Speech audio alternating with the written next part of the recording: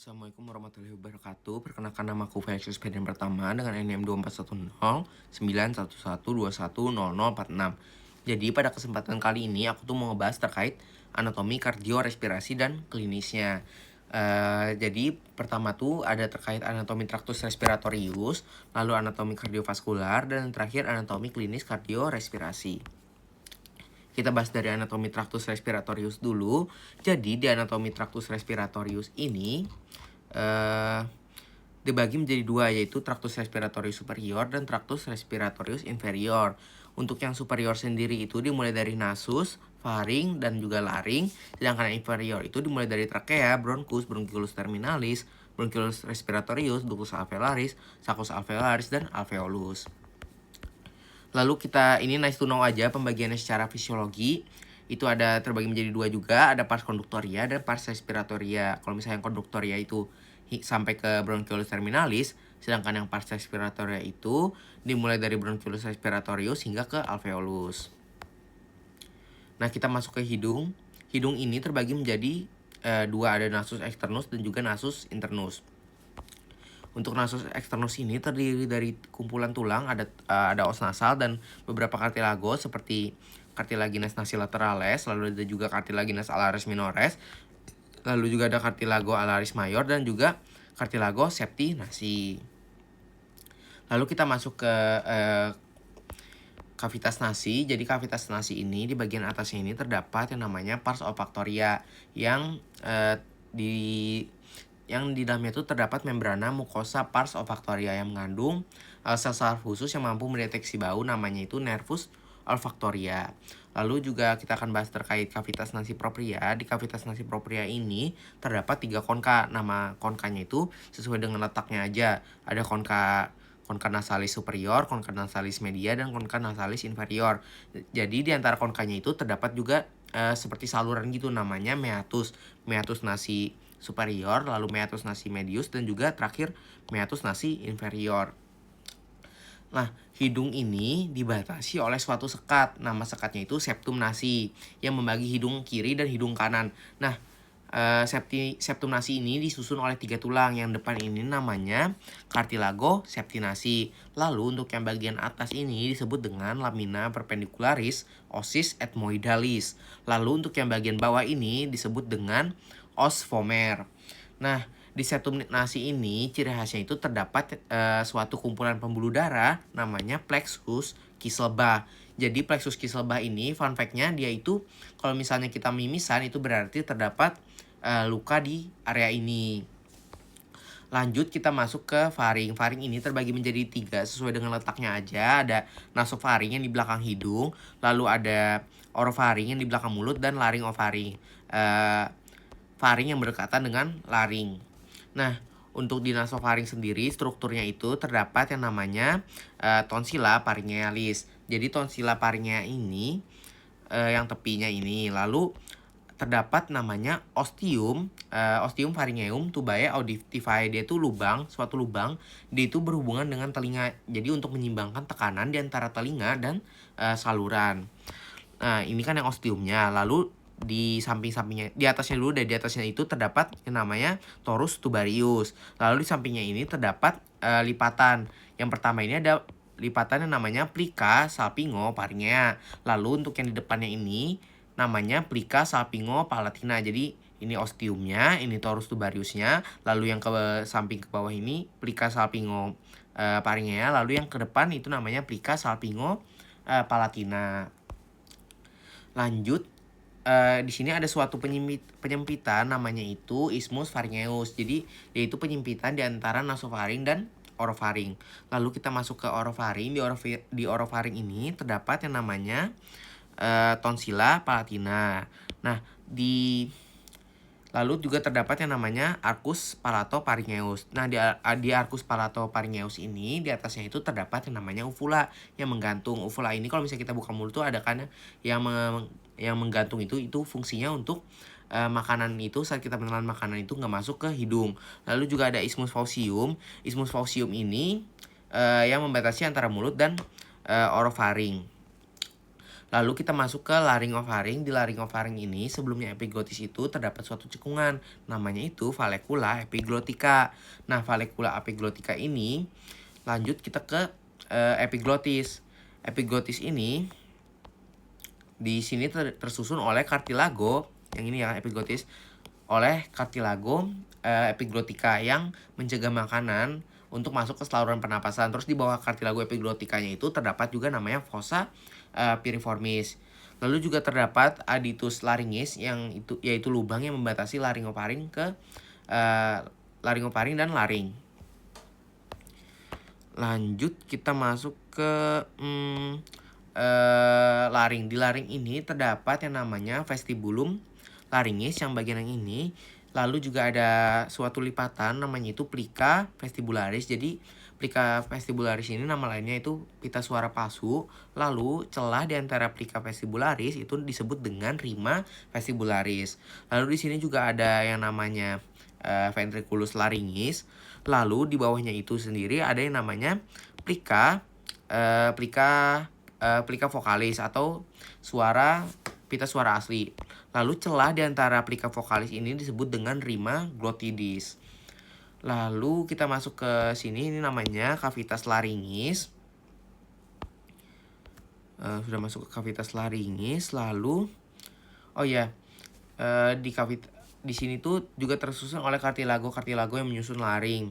Yang pertama itu ada kartilago tiroidea yang ini, kartilago tiroidea. Nah, di kartilago tiroidea ini terdapat suatu peninggian, namanya itu prominensia laringea yang ini, prominensia laringea. Jadi prominensia laringea ini biasa kita kenal dengan jakun atau Adam's apple. Jadi dia nih kalau di laki-laki lebih kelihatan menonjol gitu. Lalu juga ada namanya kartilago cricoidea. Kartilago cricoidea ini merupakan batas akhir dari laring. Lanjut kita masuk ke trakea atau tractus respiratoris inferior ya. Ini udah di trakea ini dia tuh tersusun atas cartilaginous tracheales yang warna abu-abu ini. Lalu ada juga ligamenti annularia yang warna putih. Lalu di belakangnya itu, tampak belakangnya itu di dalamnya itu terdapat membrana trachealis. Lalu trakea ini akan bercabang menjadi dua. Nama percabangannya ini dinamakan dengan bifurcatio tracheae. Kalau dari tampak luar, kalau misalnya dari tampak dalam itu namanya carina. Dan ini akan membentuk bronkus. Bronkus sendiri itu dimulai dari bronkus principalis dexter dan ada juga bronkus principalis sinister. Kalau misalnya dexter ini dia tuh ciri khasnya lebih pendek, lalu juga dia tuh lebih lebar dan lebih vertikal. Kalau kita bisa lihat di sini lebih vertikal ya. Lalu di sini ada bronkus principalis sinister, lalu juga menjadi bronkus lobaris. Kalau bronkus lobarisnya ini sesuai dengan letaknya aja. Di sini bronkus lobaris superior dexter, bronkus lobaris medius dexter, dan bronkus lobaris inferior dexter. Untuk yang sinister ini ada bronkus lobaris superior sinister dan bronkus lobaris inferior sinister.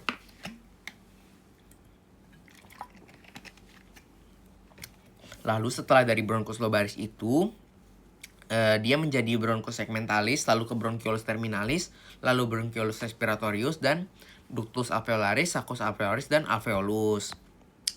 Lanjut kita masuk ke pulmo. Pulmo ini dilapisi oleh yang namanya pleura. Pleura tuh ada pleura parietalis, lalu yang ini pleura parietalis, lalu ada pleura visceralis. Nah, di tengah-tengahnya itu, rongganya itu namanya cavitas pleura yang berisi dengan cairan.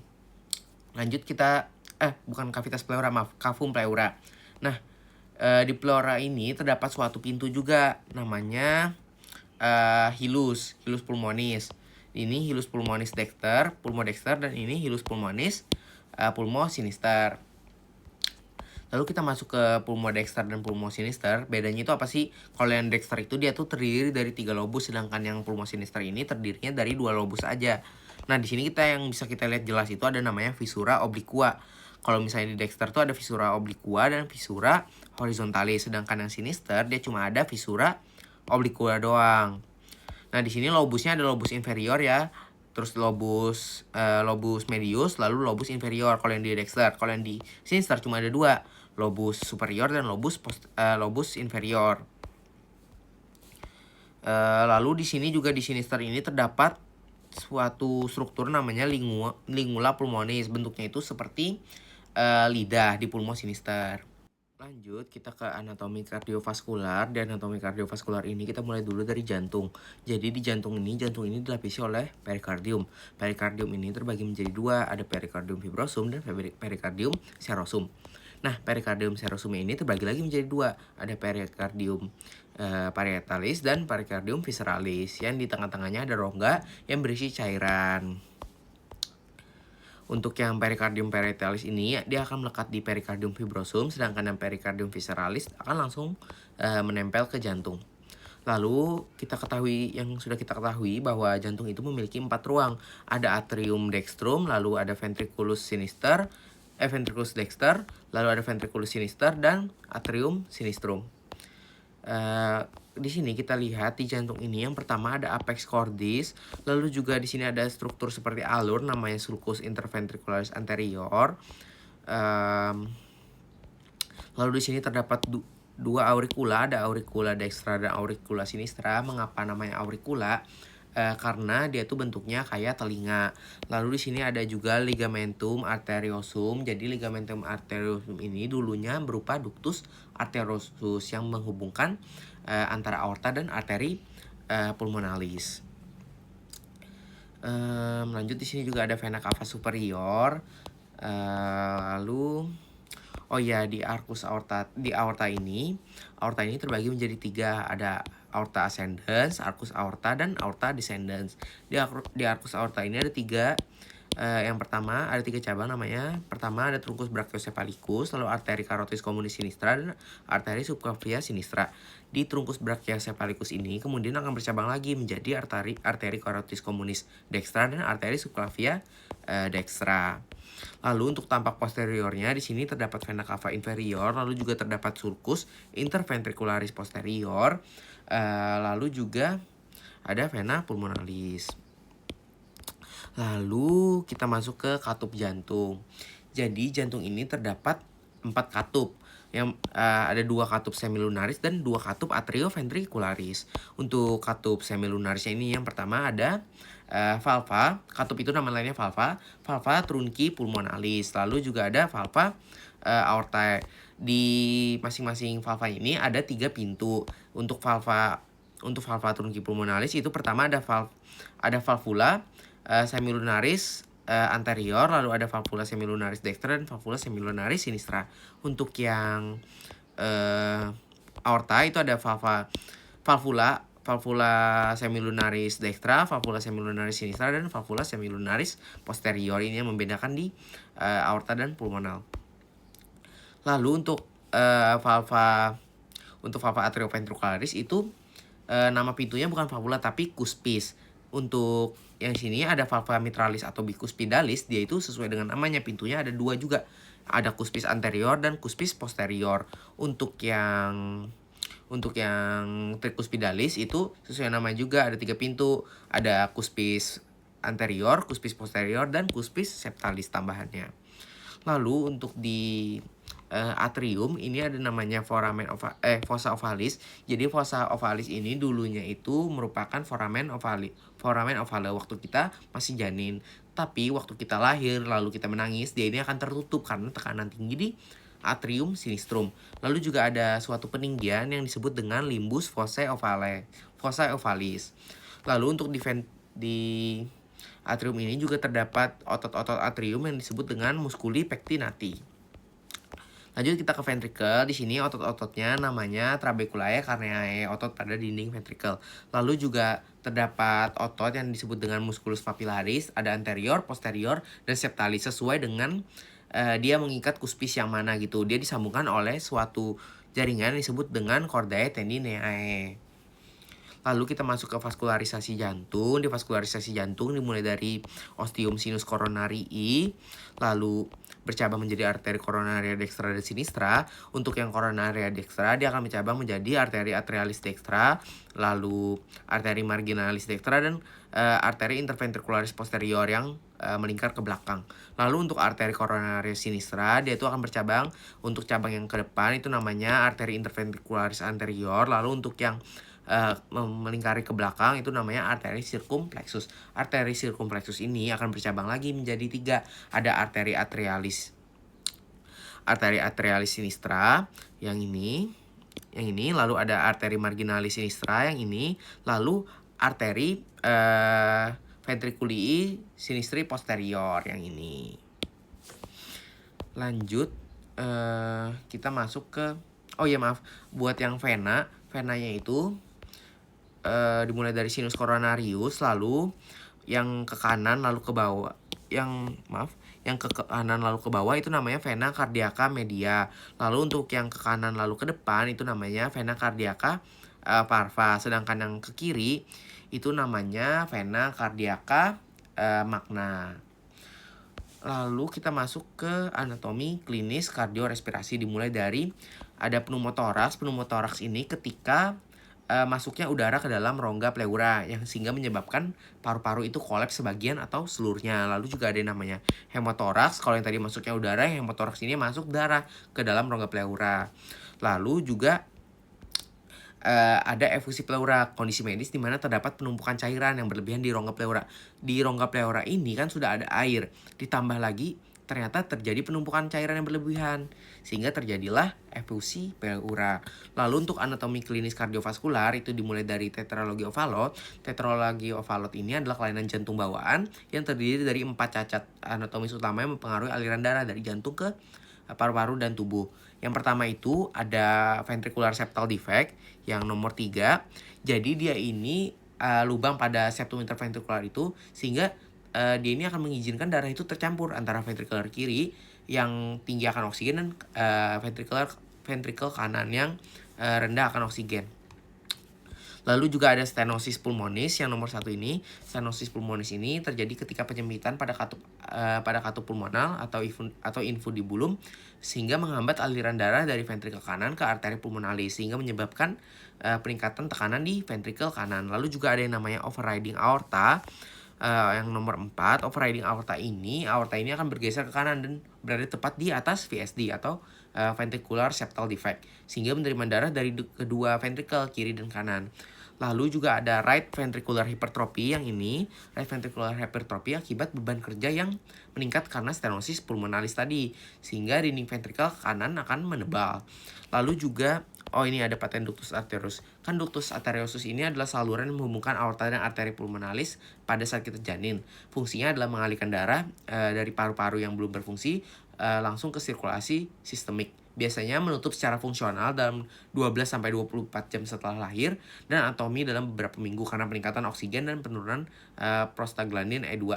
Nah, PDA atau paten ductus arteriosus ini, ductus arteriosusnya itu akan tetap terbuka, sehingga darah yang seharusnya menuju tubuh dari aorta itu bocor kembali ke paru-paru melalui arteri pulmonalis, sehingga terjadi left to right shunt, volume overload di paru dan jantung kiri. Kalau misalnya normalnya itu, dia akan berubah menjadi ductus arteriosusnya tadi akan berubah menjadi ligamentum arteriosum. Lanjut, ada gagal jantung. Kalau gagal jantung ini ada 2, gagal jantung kiri dan gagal jantung kanan. Kalau gagal jantung kiri, dia itu sistemik atau hipertensi, sehingga aliran paru ke jantung kiri tertahan, sehingga terjadi penumpukan cairan di paru-paru, sehingga menimbulkan yang namanya sesak. Kalau gagal jantung kanan, dia itu biasanya karena penyakit paru. Aliran vena cavanya itu tertahan, cairannya menumpuk di sistemik, sehingga terjadi edema paru. Mungkin sekian penjelasan dari aku. Kalau misalnya ada pertanyaan, tanya aja di komen atau DM. Terima kasih.